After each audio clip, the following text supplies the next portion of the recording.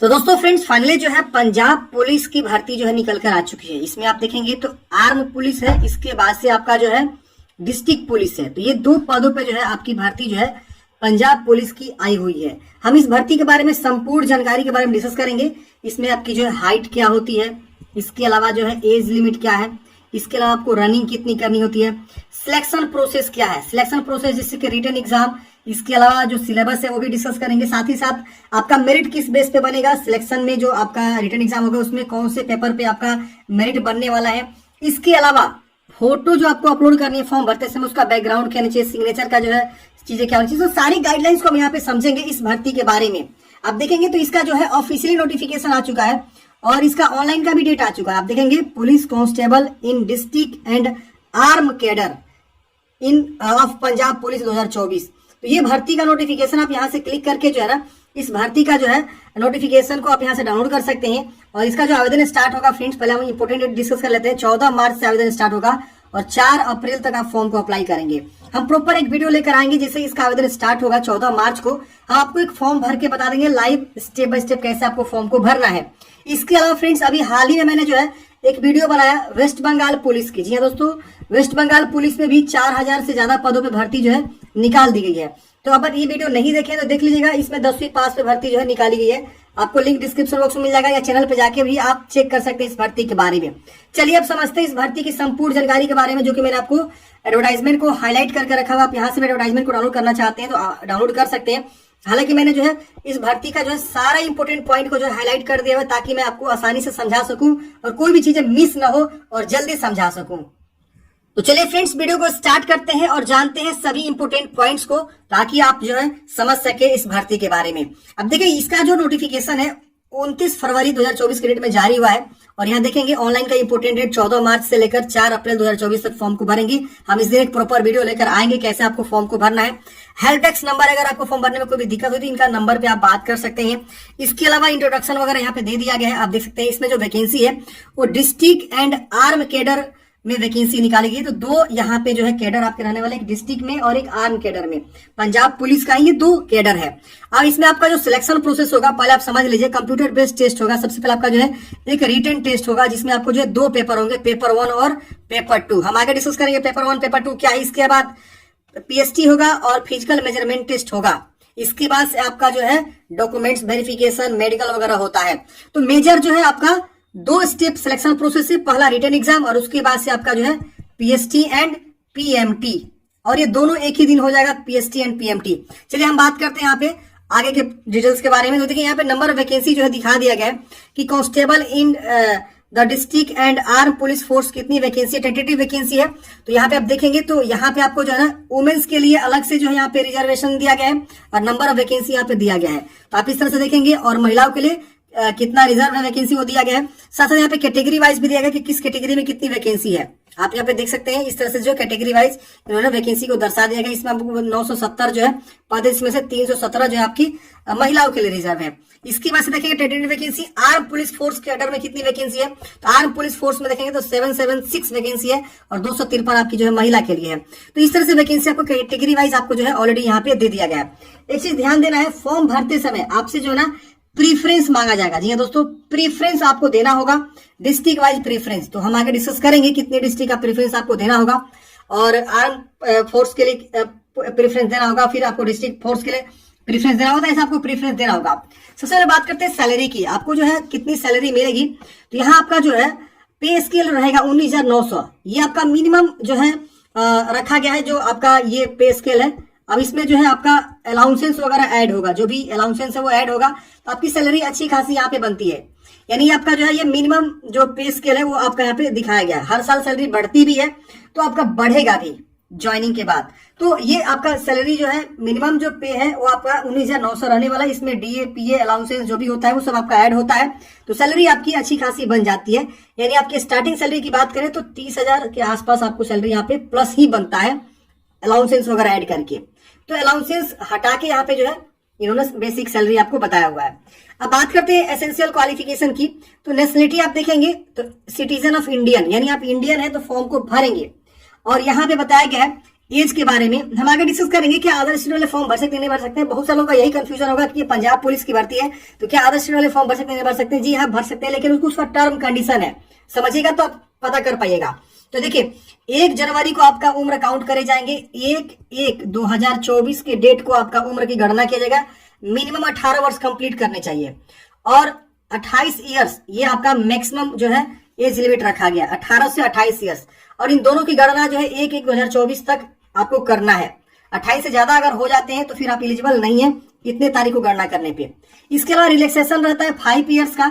जो भी scheduled caste से आते हैं और बैकवर्ड क्लास से आते हैं उनको जो है मैक्सिमम 33 वर्ष, यानी उनका उम्र जो है 18 से 33 वर्ष हो जाएगा इस कैटेगरी के लिए। इसके लिए शेड्यूल्ड कास्ट के लिए, बैकवर्ड क्लास के लिए।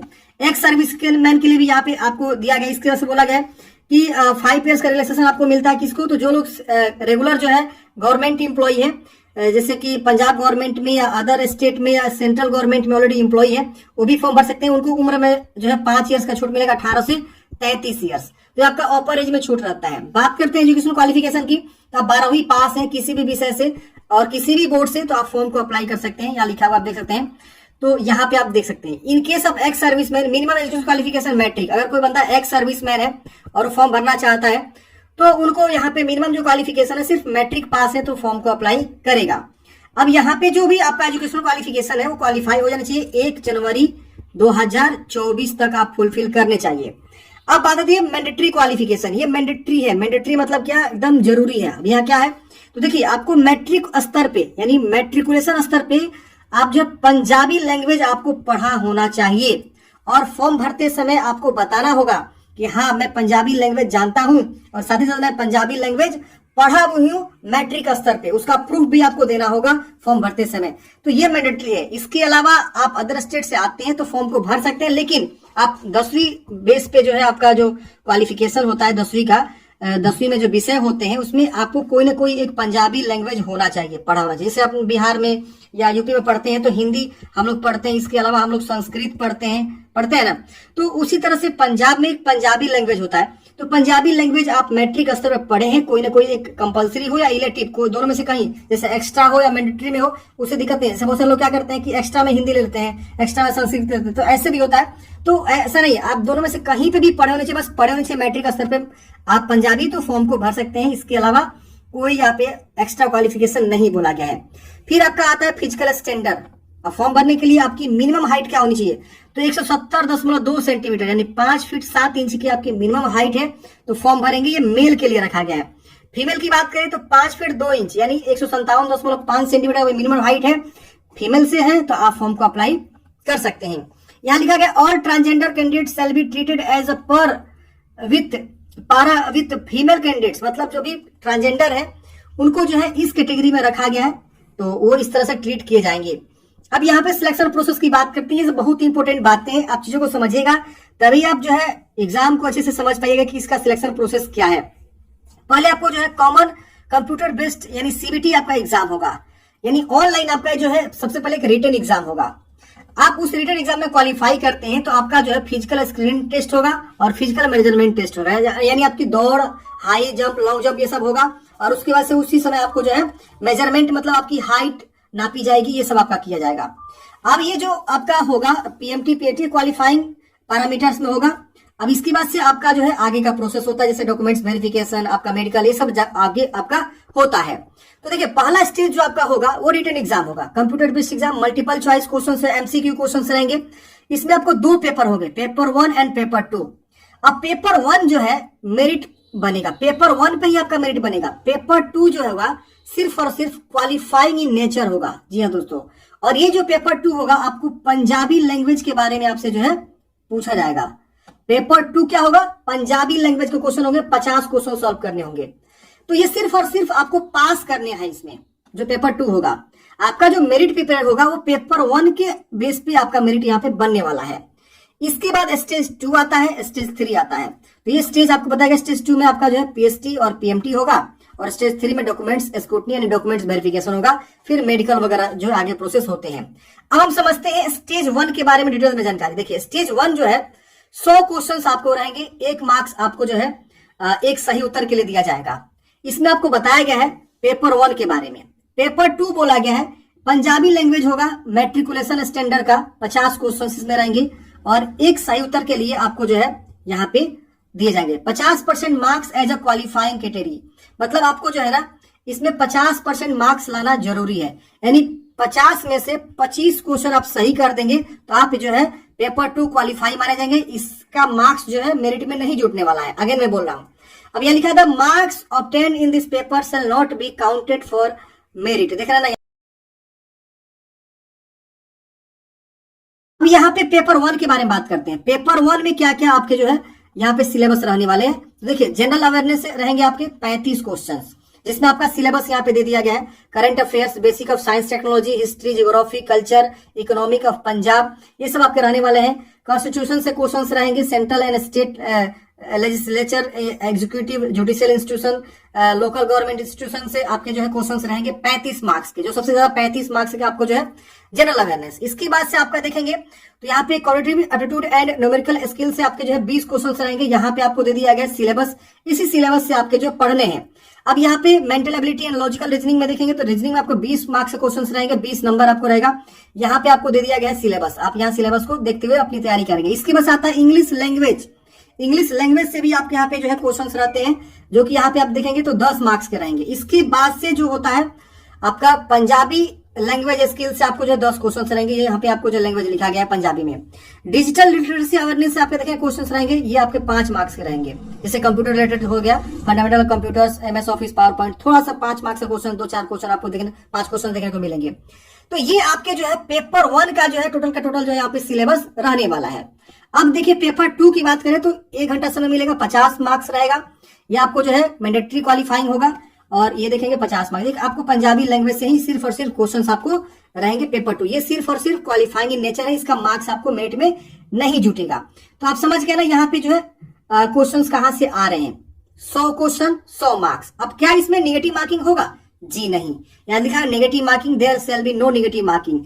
तो आपको जो इस एग्जाम में कोई नेगेटिव मार्किंग नहीं है। अगर आपको 2-4 क्वेश्चन छूट भी जाता है तो आप उसको तुक्का मार के आ जाइएगा, क्या पता उसमें से 1-2 सही हो जाए। तो ये आपके नेगेटिव मार्किंग यहाँ पे नहीं होगा। नॉर्मलाइजेशन का यहाँ पे जो है जो रूल है वो आपको यहाँ पे बताया गया कि लागू होगा। और यहाँ पे आपको बताया गया आंसर की वगैरह भी आपको मिलेगा, ताकि आप उसमें जो है अपना कोई भी ऑब्जेक्शन है उसे दे सकते हैं। इसके बाद से यहाँ पे स्टेज 2 में आपका आता है फिजिकल स्क्रीनिंग टेस्ट। तो जो कैंडिडेट्स पेपर 1 क्वालिफाई करता है एज वेल एज पेपर 2 भी तो क्वालिफाई करना है, 25 मार्क्स तो उसमें भी लाना है आपको ना, 25%। तो आपको यहाँ पे जो है ना मेरिट बनता है। मेरिट बनने के बाद से आप जो है स्टेज 2 के लिए क्वालिफाई होते हैं।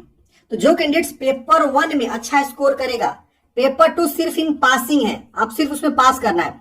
तो पेपर 1 के बेस पे आपका जो है यहाँ पे मेरिट बनेगा और उसके बाद से आपका जो है यहाँ पे क्या होगा, अगला स्टेज के लिए एडमिट कार्ड आएगा। अगला स्टेज में आपका यही होगा, आप देखेंगे PMT होगा, फिजिकल मेजरमेंट टेस्ट, और PST फिजिकल स्क्रीनिंग टेस्ट। तो यहाँ पे जो बताया गया स्टेज 2 का जो है एग्जामिनेशन, वो देखिए बोला गया PST यानी रनिंग होगा, फिर आपका जो लॉन्ग जंप, फिर हाई जंप, फिर जो है आपका हाइट का मेजरमेंट किया जाएगा। तो ये आपके जो है 4 जो है यहाँ पे मेजरमेंट होंगे, जिसमें बताया गया मेल कैंडिडेट्स को 1600 मीटर की रनिंग करनी होती है 6.5 मिनट में।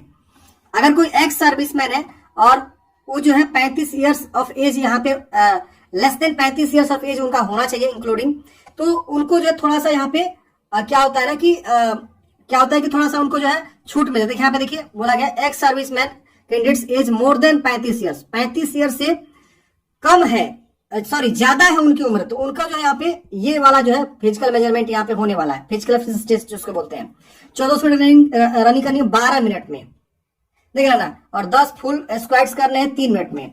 तो ये सारी चीजें हैं ये। और जो जनरल कैंडिडेट्स हैं उनके लिए यहाँ पे 1600 मीटर की रनिंग करनी थी 6.5 मिनट में, और लॉन्ग जंप इतना मीटर का, और हाई जंप 1.10 मीटर्स का। 3 चांस इन दोनों में मिलेंगे, बाकी आपको रनिंग करना है। एक्स सर्विसमैन जिनकी उम्र 35 वर्ष से ज्यादा हो चुकी है, उनको ये वाला जो है एक्टिविटी कराया जाएगा। अब आती है फीमेल के लिए। तो फीमेल के लिए 800 मीटर का रेस करना होता है 4.5 मिनट में, लॉन्ग जंप करना है 3 मीटर, 3 चांस मिलेंगे, हाई जंप करना होता है 0.95 मीटर, 3 चांस मिलेंगे। अगर कोई एक्स सर्विसमैन है और उनका उम्र 35 वर्ष से ज्यादा है तो उनको थोड़ा सा एक्टिविटी कम कराया जाएगा। 80 मिनट में सिर्फ आपको रनिंग करनी है 6 मिनट में, सॉरी 800 मीटर की रनिंग करनी होती है 6 मिनट में। तो ये आपको जो है अलग अलग कैटेगरी वाइज अलग अलग यहाँ पे आपको दे दिया गया है। अब यहाँ पे आप नीचे आएंगे तो यहाँ पे आपको स्टेज 3 बोला गया। तो डॉक्यूमेंट्स की स्क्रूटनी होगी, यानी आपके सारे डॉक्यूमेंट्स को वेरीफाई करे जाएंगे। जैसे matric, inter, proof of passing Punjabi language, इसके अलावा डोमिसाइल सर्टिफिकेट, जो भी कास्ट सर्टिफिकेट है, ऑब्जेक्शन सर्टिफिकेट अगर कोई जो है ऑलरेडी सर्विंग पर्सन है, गवर्नमेंट एम्प्लॉय है, और supporting documents of ex serviceman, जो एक्स सर्विसमैन है तो उनके लिए सपोर्टिंग डॉक्यूमेंट्स जो भी है आपको वेरीफाई होते हैं। फिर आपका जो है मेरिट लिस्ट बन जाता है on the basis of marks obtained in the paper 1, यानी पेपर 1 में जो आपका मार्क्स यहाँ पे ऑब्टेन्ड होगा उसके बेस पे आपका जो है यहाँ पे फाइनल मेरिट लिस्ट यहाँ पे तैयार हो जाता है। इसकी वजह से आपका रिजल्ट यहाँ पे आ जाता है। फिर आपका मेडिकल एग्जामिनेशन, ये सब आपका जो है प्रोसेस आगे का होता है। तो ये आप समझ गए। अब बात करते हैं एप्लीकेशन फी के बारे में। फॉर्म भरने के लिए एप्लीकेशन फी तो जनरल के लिए 1150 रुपया, एक्स सर्विसमैन के लिए 500 रुपया, और SC/ST of all state and backward classes of Punjab state only 650 रुपया, और इकोनॉमिकली वीकर सेक्शन 650 रुपया। तो आपके एप्लीकेशन फी यहाँ पे लगते हैं फॉर्म भरने के लिए। इसके बाद से मोड ऑफ पेमेंट बताया गया है कि आपको जो है ऑनलाइन मोड में पेमेंट जमा करना है, इसी वेबसाइट से आपको फॉर्म को अप्लाई करना है। यहाँ पे आपको 15 डिस्ट्रिक्ट का प्रीफ्रेंस भी देना है फॉर्म भरते समय, ये ध्यान रहे। इसके बाद यहाँ पे आपको बताया गया कि फॉर्म भरने से पहले क्या क्या आपको अपने पास रखना है। तो एक ID प्रूफ, पर्सनल जानकारी जैसे email ID, mobile number, date of birth, अपना नाम वगैरह, एड्रेस प्रूफ, इसके वजह से एक email ID, mobile number, SMS उस पे जाएगा। मैट्रिकुलेशन सर्टिफिकेट जिसपे एज की जो है प्रूफनेस हो, प्रूफ मतलब उसमें दिया जाए। फिर आपका जो भी 12वीं का क्वालिफिकेशन है वो, और सर्टिफिकेट जो भी आपका आप एज में छूट लेना चाहते हैं, जो भी आपका सर्टिफिकेट है उसके लिए, और एक पासपोर्ट साइज फोटोग्राफ। यहाँ पे व्हाइट बैकग्राउंड जो है बोला गया है आपको फोटोग्राफ लगाने के लिए 80 से 200 KB के बीच होना चाहिए, और एक सिग्नेचर आपको 80 से 200 KB के बीच आपको यहाँ पे स्कैन करके अपलोड करना है। तो ये था फ्रेंड्स पूरा इन्फॉर्मेशन पंजाब पुलिस भर्ती के बारे में। आशा करता हूँ फ्रेंड्स आपको इस भर्ती के बारे में सारी जानकारी समझ में आया होगा। आपके मन में कोई भी डाउट्स है, कमेंट है, आप हमें कमेंट बॉक्स में पूछ सकते हैं। वीडियो अच्छा लगा तो प्लीज लाइक कर दीजिएगा इस वीडियो को, और अपने दोस्तों को भी जरूर शेयर कर दीजिएगा। मिलते हैं फ्रेंड्स किसी नेक्स्ट वीडियो में। जय हिंद।